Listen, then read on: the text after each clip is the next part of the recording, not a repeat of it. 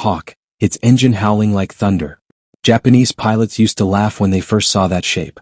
To them it looked awkward, crooked, like a bird that forgot how to fly. But now that shape spelled death. The gull-winged demon dove through tracer fire, its 6.50 caliber machine gun spitting molten lead into the belly of a Zero that disintegrated in a bloom of orange flame. The pilot inside the Corsair didn't flinch. He was one of many young men who had once doubted this machine, who once believed the rumors that it was cursed, uncontrollable, and deadly to its own pilots. But the F4U Corsair had been reborn in fire, and now the skies over the Pacific belonged to it. Years earlier, in 1940, deep inside a Vought aircraft workshop in Connecticut, a small team of engineers stared at a blank piece of paper. America wasn't at war yet, but the world was burning. Across the oceans, the Luftwaffe ruled Europe's skies, and Japan's Imperial Navy swept across Asia unchecked. The U.S. Navy needed a fighter that could not only match the Japanese Zero, it had to crush it. The design challenge was almost impossible. The Navy wanted a carrier-based fighter faster than anything that had ever flown, one that could climb higher, fly farther, and carry more firepower than any rival. But carrier decks were short, engines were heavy, and propellers massive. To fit such power into a nimble fighter seemed like a fantasy. Then came Rex Beisel, Vought's lead engineer, a quiet genius who believed in bold lines and impossible dreams. He proposed something radical, the largest, most powerful radial engine ever placed in a single-engine fighter, the Pratt & Whitney R2800 Double Wasp, a beast of an engine with 2,000 horsepower. But that power came with problems. The engine's massive propeller, over 13 feet wide, was so large that if mounted on a normal fighter frame, it would strike the carrier deck during takeoff or landing. Beisel's solution was strange, almost alien. Bend the wings downward, then sharply upward in an inverted gull shape. This not only gave propeller clearance but allowed shorter, stronger landing gear. It was a design so unusual that even his colleagues raised eyebrows. When the first prototype, the XF4U-1, rolled out of the factory in 1940, it looked like nothing else in the world. Sleek, muscular, and menacing, yet undeniably odd. Reporters joked it looked like a crab with wings. But when Beisel's team started the engine, the laughter faded. The Double Wasp roared to life with a sound like rolling thunder, shaking windows across the airfield. On May 29, 1940, test pilot Lyman Bullard took the Corsair on its maiden flight. What happened next would make history. The Corsair blasted past 400 miles per hour, making it the fastest single-engine fighter in the world. For a brief moment, it seemed the Navy's dream had come true. But dreams in war come with a price. The first flight ended in a near disaster when the plane refused to slow down on landing. The Corsair bounced, skidded, and almost flipped. Engineers watched in horror as the proud new machine tore up the runway. Over the next months, test after test revealed a bitter truth. The Corsair was a monster, fast, powerful, but unforgiving. It had a vicious tendency to stall on one wing during landing. The long nose blocked the pilot's forward view so completely that landing on a carrier deck, already the most dangerous act in aviation, became almost suicidal. When the Navy tested the plane at Norfolk, veteran pilots struggled to keep it steady. Some smashed into the deck, others missed the arresting wires entirely. Soon the rumor spread through squadrons, the Corsair kills its own. It earned a grim nickname, the Ensign Eliminator. The Navy hesitated. How could they trust such a beast on the narrow decks of their carriers? The brass considered scrapping it altogether. But the Marines, those stubborn, mud-covered warriors who always took what others rejected, saw something different. They didn't need perfect landings. They needed firepower, speed, and toughness. In early 1943, the Corsair was turned over to the Marine Corps for land-based operations. On the coral runways of the South Pacific, its second life began. The first squadrons, VMF 124 and VMF 213, received their Corsairs at Guadalcanal, where Japanese air power still threatened every sunrise. Among the pilots was Major Gregory "Pappy" Boyington, a former flying tiger who had fought the Japanese in China. He took one look at the Corsair and grinned. "It's ugly," he said, "but so am I." The Marines learned the Corsair's quirks the hard way. They discovered that landing required a sweeping curve approach to keep the nose from blocking the runway view. They added small metal strips to the wings to balance the airflow and trained relentlessly. Slowly the beast began to obey. Then, on February 13, 1943, the Corsair roared into combat for the first time. Over the Solomons, a group of Marine Corsairs met Japanese Zeros in the blue haze of the Pacific sky. The Zero was still considered unbeatable, light, nimble, graceful. But the Corsair brought something new, raw power. As the dogfight unfolded, Japanese pilots pulled their Zeros into tight turns, expecting the American fighters to stall or spin out. But the Corsairs climbed instead, looping upward in impossible vertical maneuvers. The double Wasp engine gave them speed the Zero could never match. Then came the guns. 6.50 caliber Brownings, 3 on each wing, unleashed a storm of fire that shredded aluminum and flesh. For the first time, the Japanese pilots saw their graceful dance of death interrupted by something faster, louder, and utterly merciless. Reports from that day stunned even the Americans. In one encounter, 12 Corsairs destroyed 15 enemy aircraft with minimal losses. The Marines had found their weapon. But the road to mastery was still long. The Corsair demanded respect. Pilots had to learn its rhythms, its strange heartbeat. They learned to listen to the engine's growl, to feel it stall before it came. Those who mastered it became legends. Pappy Boyington and his Black Sheep Squadron turned the Corsair into a symbol of vengeance. Their blue-painted fighters, nicknamed Whistling Death by the Japanese for the eerie scream of air passing through the wing inlets, became the terror of the Pacific. Even the sound of that whistle made enemy pilots tighten their grips. From Rabaul to Bougainville, from the Marshall Islands to Okinawa, Corsairs tore through enemy formations, their gull wings flashing in the tropical sun. By the end of 1943, the laughter had stopped. Japanese intelligence reports began referring to the Corsair as a serious threat, a fighter, superior in speed and climb. Pilots who once mocked its crooked wings now whispered about its deadly dives. For the Americans, the transformation was complete. The Corsair had evolved from an uncontrollable beast into a weapon of precision and terror. Yet behind the glory there were still losses. Young men who misjudged their approach still paid with their lives. The Corsair remained demanding, like a wild animal tamed only by courage. But for those who learned to ride its power, it was freedom itself. As 1944 dawned, the war spread across the vast Pacific. The Japanese Empire was shrinking island by island. The Corsair became the blade that cut through that empire's sky. At night, ground crews worked under the glow of lanterns, patching bullet holes, refueling, whispering prayers over machines that roared at dawn. Every takeoff was a gamble, every landing a miracle. Yet every mission written in the Corsair's logbook brought the Allies closer to victory.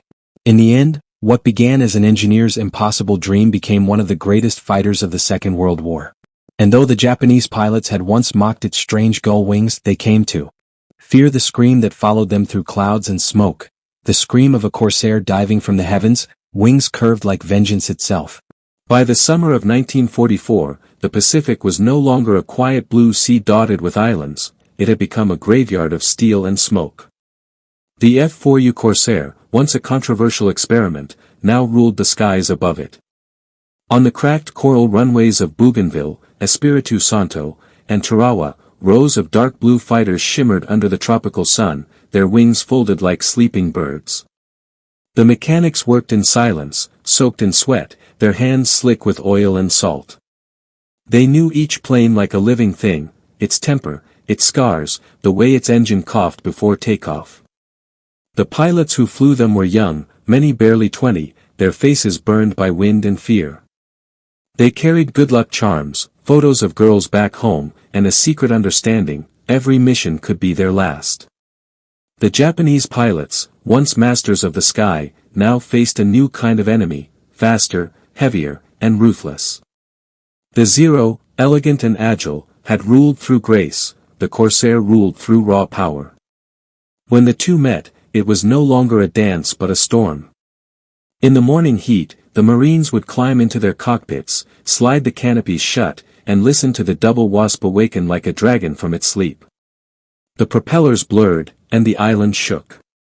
Then, one by one, the Corsairs clawed into the sky, leaving behind trails of dust and the sound of roaring defiance. Over the Pacific, clouds stretched for miles, great towers of white that hid danger within. Japanese formations still patrolled these skies, hunting bombers and convoys, determined to slow the inevitable American advance. But now, when they spotted dark blue shapes glinting in the sunlight, they knew what awaited them. The first wave would dive, Zeros spinning down, guns blazing. But the Corsairs didn't flinch. They waited, climbing, using the sun as their ally. Then they struck, diving from above, their .50 caliber guns stitching fiery lines across the sky. In seconds, silver fragments of Zero wings fell away like autumn leaves. For every burst of smoke, a life vanished. The air battles over the Solomons, the Marianas, and the Philippines became nightmares for the Japanese.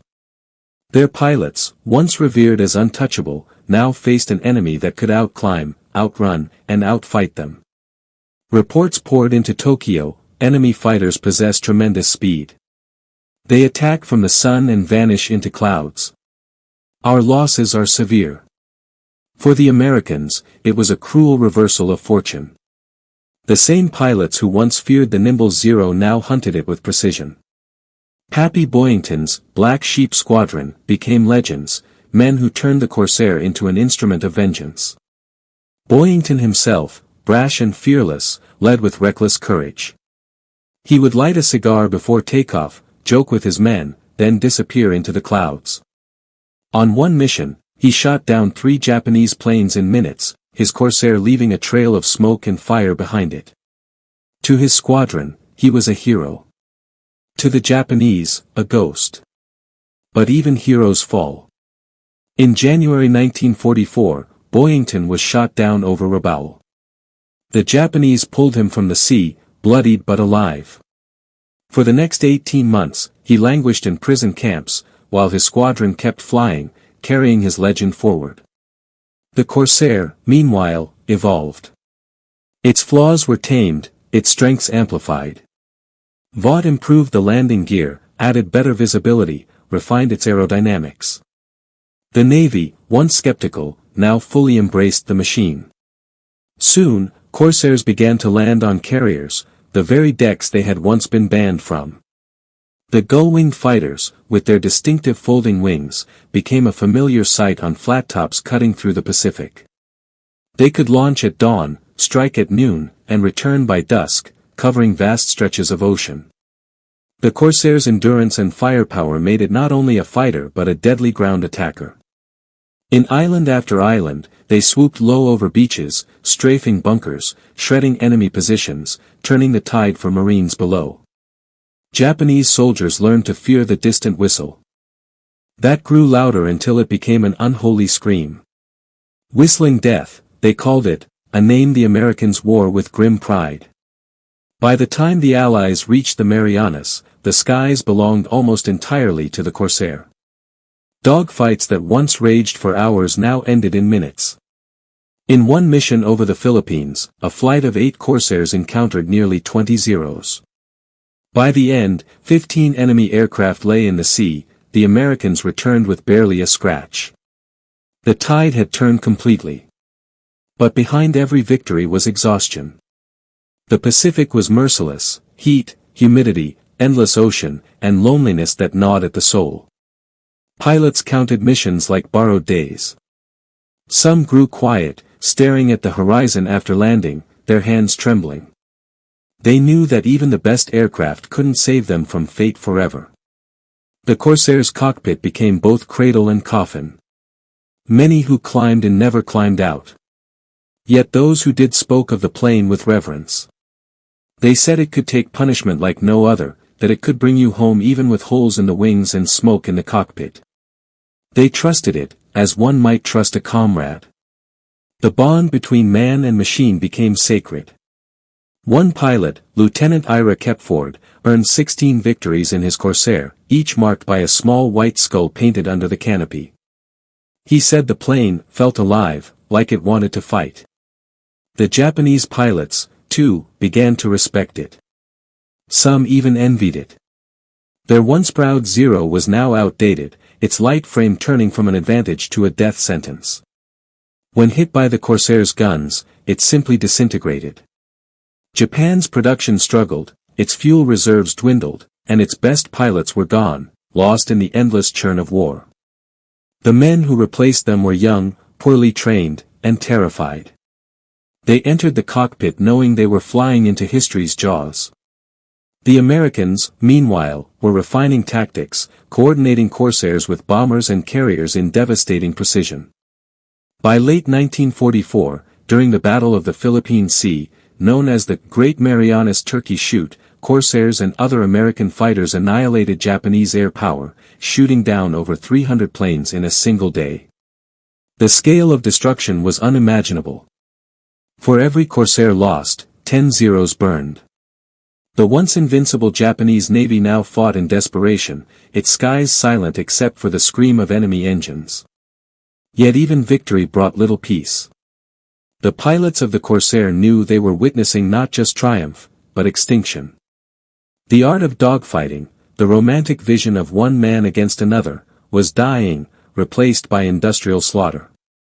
The Corsair was a symbol of that change, beauty and brutality fused into steel.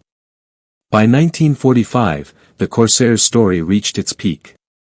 It flew cover over Iwo Jima and Okinawa, where the Japanese unleashed their final weapon, the kamikaze. Young men, barely trained, guided planes packed with explosives directly into American ships. The Corsairs met them head-on, intercepting hundreds, sometimes shooting down 10 in a single sortie. But they couldn't stop them all. Many Marines watched in horror as flaming aircraft plunged into carriers, killing friends below. The pilots returned, silent, their faces hard. They had survived, but victory now tasted like ash. Still, the Corsair endured. It became the longest-serving piston-engine fighter in American history, flying not just in World War II but also in Korea years later. It outlived many of the men who had mocked it, doubted it, and feared it. From the factories of Connecticut to the jungles of the Pacific, the Corsair carried within its steel frame the story of redemption, the story of an idea that refused to die. The Japanese pilots who once called it ugly had learned to dread its silhouette, that strange gull-wing shape that seemed to descend straight from the heavens. When the war finally ended, and the Pacific grew silent again, many of those who had flown against it spoke of it with awe. 1. Captured Japanese ace said simply, "When I saw that shape, I knew my time was over." The Corsair's legend was sealed not in glory, but in respect. The young Americans who flew it went home, some to farms, some to families, some to graves marked only by the sea. The machine that had carried them returned to silence, its engines cooled, its wings folded. But even in rest, the Corsair seemed alive, as if waiting for the next dawn patrol. In museums and airshows decades later, when one of those old engines starts again, people still stop and listen. The sound rolls like thunder, echoing across time, a reminder of when men and machines danced with death above the Pacific. And in that moment, you can almost see it, the gull wings cutting through clouds, the glint of sunlight on blue metal, and the faint, distant echo of laughter that turned to fear. Because once, long ago, Japanese pilots mocked the F4U Corsair, until its scream became the last sound they ever heard. By 1945 the Pacific was burning. The Imperial Japanese Navy, once unstoppable, was retreating island by island, and the skies above the Pacific had become the hunting ground of a new predator, the F4U Corsair. Its pilots, hardened by years of brutal combat, no longer feared the Zeros. They respected them, yes, but they knew now that the age of Japanese air dominance was over. Every time the Corsair's engine screamed to life, it meant death was coming from the clouds. The once proud Zero squadrons, whose pilots once laughed at the ugly bent-wing plane, were now learning the hard truth. The Corsair's wings were not awkward, they were the shape of vengeance. Across Okinawa, Iwo Jima, and the endless blue above the Philippine Sea, the gull-wing fighter became a symbol of unstoppable fury. It dove faster, hit harder, and climbed higher than anything Japan could put in the air. The first time the Japanese ace Saburo Sakai faced one, he thought it was an accident. "I saw it coming from the sun," he later said. "It did not move like an American plane. It screamed." The scream wasn't from the pilot, it was the sound of the Corsair's air intake and wing design, producing a howling wail as it dove. Japanese soldiers on the ground called it whistling death. They said you could hear it before you saw it, like a ghost cutting through the air. To them it was the sound of defeat approaching. But for the American pilots, it was a song of survival. Every pilot who climbed into the Corsair knew they were flying something that was almost alive. It didn't forgive mistakes. It demanded precision. The long nose made landings a nightmare. Carrier decks were littered with broken props and bent gear from men who tried to tame it too soon. But those who mastered it, those who learned to feel the engine through their bones, became legends. Men like Pappy Boyington, the wild Marine ace who commanded the Black Sheep Squadron, made the Corsair feared across the Pacific. His squadron was made up of misfits, pilots who'd been kicked out, grounded, or lost their nerve, but under Boyington they found purpose again. The Corsair became their redemption. Their radio chatter filled with laughter as they hunted enemy bombers over Rabaul. Each time Boyington's Corsair appeared in the sky, Japanese formations scattered. "Here comes the whistling death," they'd say. But the war wasn't just about speed and firepower. It was about endurance, about men who pushed themselves beyond the edge. The Corsair pilots flew missions for hours over open ocean, sometimes with no landmarks, no radio contact, and no margin for error. Many never came back. A single engine failure could mean ditching into shark-infested waters. Yet they flew anyway. One pilot later wrote, "Every time I climbed into that cockpit, I thought of the boys on the ground. If I didn't go up there, someone else would die down there." That was the mindset of the Corsair generation: duty, courage, and a quiet, relentless defiance. As the war turned toward Japan itself, Corsairs took on a new role, striking ships, convoys, and even the Japanese mainland. They weren't just fighters anymore. They became fighter bombers carrying rockets and bombs under their wings. Their gull-winged design gave them stability at high speed, allowing them to dive almost vertically without tearing themselves apart. The Marines called them Blue Angels of Death. On Okinawa, they flew hundreds of sorties a day, blasting kamikaze staging areas and enemy artillery. The Japanese defenders knew the sound instantly. That screaming howl meant there was nowhere to hide. But victory came at a terrible cost. Many Corsair pilots were barely 20. They'd left behind homes, sweethearts, and dreams. They wrote letters that never got sent, carried photos that faded in the sun. In the cockpit they were gods. On the ground they were just kids, scared, tired, and doing what had to be done. The Pacific wasn't just an ocean, it was a graveyard. For every Corsair that returned to its carrier deck, another disappeared into the endless blue, never to be seen again. And yet they kept flying. They kept fighting.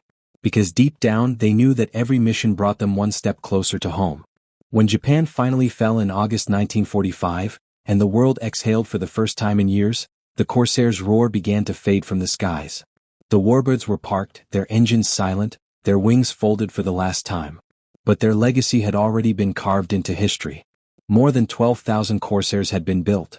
They served not only through World War II but also in Korea, where they once again dominated the skies. Even jet pilots respected them, the last of the great piston-engine fighters, holding their own against the dawn of the jet age. The Corsair was proof that design and spirit could outlast time. Years later, old pilots would gather at reunions, standing beside restored Corsairs gleaming under the sun. They'd run their hands along the cold metal, eyes distant, hearing ghosts in the wind. "She took care of me," one would say. "When everything else fell apart, she never did." And that was the truth. The Corsair wasn't just a machine, it was a bond between man and metal, a living thing forged in the fire of war. Historians still argue over what made it special. Some say it was the speed, 446 miles per hour.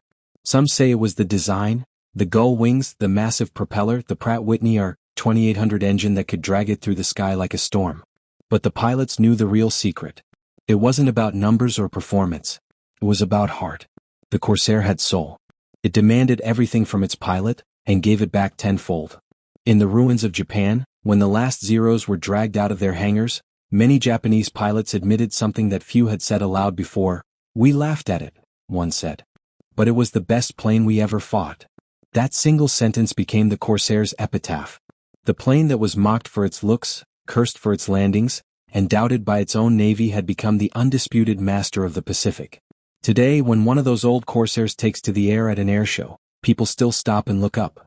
The engine growls, the wings glint, and for a brief moment, you can almost hear the ghostly whistle of 1944 echoing through time. It's a sound that once meant death, now it means memory. Because in every twist of those gull wings, in every scream of the prop, lives the story of men who faced the impossible, and won. The Corsair didn't just fly, it carried the hopes of an entire generation across an ocean of fire and fear. And when the world finally went quiet, it was still there, wings folded like a resting bird, waiting for peace. Even now, 80 years later, that name, Whistling Death, doesn't sound like menace anymore.